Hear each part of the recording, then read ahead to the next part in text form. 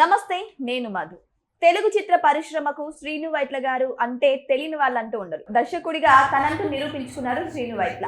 అయితే ఇప్పుడు శ్రీను వైట్ల గారు పోలీసులను ఆశ్రయించారట. మరి దేనికోసం ఆశ్రయించారు? ఈ రోజు మనం తెలుసుకుందాం. ప్రస్తుతం మనతో పాటు ఉన్నారు సినీ క్రిటిక్ దుర్గా వడ్లమాని గారు. వారిని అడిగి మరిన్ని విషయాలను తెలుసుకుందాం. నమస్కారం. నమస్తే అండి. మేడం, శ్రీను వైట్ల గారు పోలీస్ స్టేషన్కి వెళ్ళి ఫిర్యాదు చేశారంట. ఎవరి మీద ఫిర్యాదు చేశారు? అసలు ఏం జరిగింది మేడం? అంటే ఒక భూ కుంభకోణంలో మోసపోయారు ఆయన. శ్రీను వైట్ల అంటే మీకు ఫస్ట్ గుర్తుకొచ్చేది ఆనందం సినిమా. అవును, ఆయన అన్నీ కూడా మంచి మంచి సినిమాలు తీశారు. ఆనందం, ఢీ, నీకోసం, రెడీ, నీకోసం ఫస్ట్ మూవీ, తర్వాత దుబాయ్ శ్రీను, సొంతం, ఇలా అంటే ఆయన సినిమాల్లో మంచి హాస్యం ఉంటుంది. ఆయనకి నంది అవార్డు కూడా వచ్చింది, మంచి స్క్రీన్ ప్లే రైటర్గా పేరు వచ్చింది.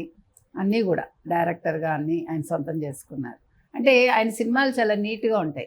అసలు ఆనందం సినిమా మనం ఇప్పటికి ఎన్నోసార్లు చూస్తుంటాము, ఎన్నిసార్లు చూసినా ఆనందంగానే ఉంటుంది మనకి. అసలు మనం అది మర్చిపోలేము. అది స్లోగా చాలా కూల్గా, చాలా కామెడీగా, చాలా బాగుంటుంది. అసలు ఒక ఎగలో అన్ని మంచి మంచి సినిమాలు వచ్చేవి, చిన్న సినిమాలే కానీ అంటే ఫ్యామిలీ ఎంజాయ్ చేసేవాళ్ళు. అలాంటి సినిమాలకి శ్రీను వైట్ల పెట్టింది పేరు. ఈయన తూర్పుగోదావరి జిల్లాలో జన్మించారు. అయితే ఈయన మంచి పేరు తెచ్చుకున్నారు తెలుగు చిత్ర పరిశ్రమలో. కానీ ఈయన మేనకోడల్ని ఒక వ్యక్తి మోసం చేశాడు. పేరు తెలియలేదు కానీ వీళ్ళకి వికారాబాద్ దగ్గర కుండ్లూర్ట, అక్కడ 7.2 ఎకరాల భూమిని వీళ్ళ చేత బలవంతంగా కొనిపించారు. అంటే ఇది మంచి భూమి, మీకు మళ్ళీ దీని మీద మేము వేరే డెవలప్మెంట్ చేయిస్తాము అని చెప్పి, మీకు చిత్ర నిర్మాణానికి కూడా పనికొస్తుంది, ఇలా ఏదో ప్రలోభ పెట్టారు వాళ్ళు. ఎంతవరకు మోసం చేసిండొచ్చు మేడం? ఎన్ని ఎకరాలని తెలీదు. అయితే అది రిజిస్ట్రేషన్ చేశాక అది వీళ్ళ పేరున లేదు, వేరే వారి పేరున ఉందని తెలుసు. అప్పటి నుంచి కోర్టు మెట్లు ఎక్కుతూనే ఉన్నారు. సో ఇటీవల కూడా మళ్ళీ దాని మీద కేసు నడుస్తున్నట్టుంది. అందుకే ఈ వార్త బయటకు వచ్చింది. మీకు అసలు ఒకప్పుడు హైదరాబాద్లో తెలుసా, మీకు ఏదైనా కొనాలంటే భయం వేసేది. ఎందుకని మేడం? ఎందుకంటే ఇప్పుడు మీకు అమ్మిన భూమి అంతకుముందు 10 మందికి అమ్ముంటారు. రియల్ ఎస్టేట్ దందాలు. రియల్ ఎస్టేట్ దందా కాదు, అప్పుడు మీకు ఎక్కువ ఇవి ఉంటాయి కదా, ఈ భూములు, వక్ఫ్ భూములు, అవంతా కూడా.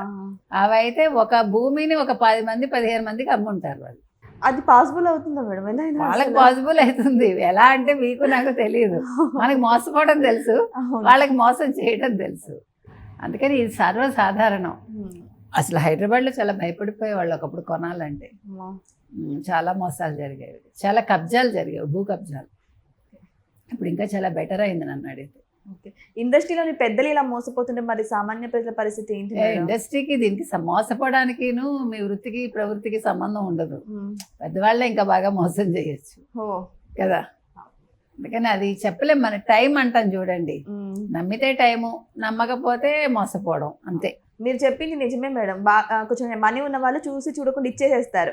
కానీ కష్టపడి కొంచెం అందులో మిమ్మల్ని నేను పొగిడాను అనుకోండి, ఏంటి సార్ మీరు ఇంత పెద్ద నిర్మాతలతో ఇంత పెద్ద డైరెక్టరు, ఇది ఎంత ఆఫ్టర్ ఆల్, మీకు మీరు కొనేస్తే మీకు ఎందుకు, చూడండి మీ కళ్ళ ముందు ఎలా పెరిగిపోతుందో.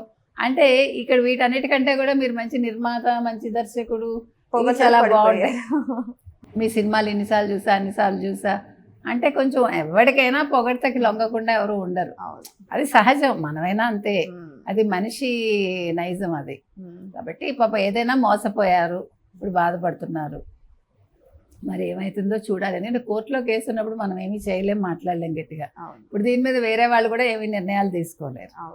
అది. సో శ్రీను వైట్ల గారికి మంచి రోజులు రావాలని, ఆ భూమికి సంబంధించిన డబ్బు వెనక్కి రావాలని మనం కోరుకుందాం.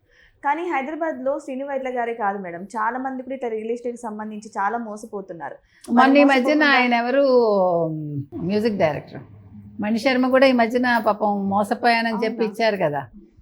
ఏకంగా అప్పట్లో ఎంత ఉండింది, ఎంత కొన్నారు, దాని విలువ ఇప్పుడు 35 కోట్లు ఎంతో చెప్పాడని, ఇంకా ఎక్కువ. ఆయన మోసపోయానని ఆ మధ్యన వచ్చాడు బయట. ఇట్లా చాలా మంది ఉంటారు, కొంతమంది బయటకు వస్తున్నారు, కొంతమంది రావట్లేదు. అందుకని మనం ఏం చేయలేము దానికి. కానీ ఇప్పుడు అందరు చదువుకున్న వాళ్ళు కదా మేడం, డాక్యుమెంట్స్ కాదు, మీరు ఎంత వెరిఫై చేసినా మీకు వాళ్ళు చాలా తెలివిగా ఉంటారు, మోసం చేసేవారు. ఫేక్ డాక్యుమెంట్స్ మీరు ఎలాగ లాయర్కి చూపించకుండా ఉండరు. మనం ఏది కొన్నా కూడా ఫస్ట్ మన లాయర్కి చూపించాలి. అవును, లాయర్కి చూపించినా మన కర్మ కాలితే లాయర్కి అన్ని కరెక్ట్గానే కనిపిస్తాయి. ఇక్కడ ఎవరిని మీరు తప్పుపడ్డా అనుకుంటారు. అది సో ఎటువంటి జాగ్రత్తలు తీసుకుంటే ఇటువంటి వాటికి దూరంగా ఉండొచ్చు మేడం? ఏం చేయలేమండి, లాయర్కి అయితే చూపించాలి, చుట్టుపక్కల వాకప్ చేయాలి, అంతే. అంతకు మించి మనం ఏం చెప్తాం? కొనే ముందు 1-10 సార్లు ఆలోచించుకోవాలి, మనం కొనటం మంచిదా బ్యాంకులో వేసుకోవటం మంచిదా అని. ఒకప్పుడు భూమి మీద పెడితే అధిక లాభాలు వస్తాయని చెప్పేసి భూములు కొనేవాళ్ళు మేడం. ఇప్పుడు భూమి మీద పెట్టాలన్నా భయపడుతున్నారు, ఎక్కడ ఫ్రాడ్ గా ఇప్పుడు దేనికైనా భయమే. ఇప్పుడు మీరు ఫ్లాట్ కొనుక్కుంటారు, ఫ్లాట్ రెంట్కి ఇస్తారు, వాడికి వెకేట్ చేయడు, ఒకవేళ వెకేట్ చేసినా వాడు తగలేసిపోతాడు, ఈ అద్దె దానికి సరిపోతుంది. అందుకని ఇప్పుడు మనిషికి భద్రత ఎక్కడా లేదు, నమ్మకంతో వెళ్ళిపోవటమే అంతే. ఏదేమైనా సరే శ్రీను వైట్ల మోసపోయాను అంటూ రియల్ ఎస్టేట్ కి సంబంధించినటువంటి ఒక భూమి వివాదంలో అయితే ఆయన మోసపోయానంటూ పోలీసులను ఆశ్రయించడం జరిగింది. మరి పోలీసులు దీన్ని త్వరగా రికవరీ చేస్తారా లేదా, మరి ఆయనకి న్యాయం జరుగుతుందా లేదా, వెయిట్ చేసి చూద్దాం ఏం జరగబోతుందో. Thank you so much. Thank you.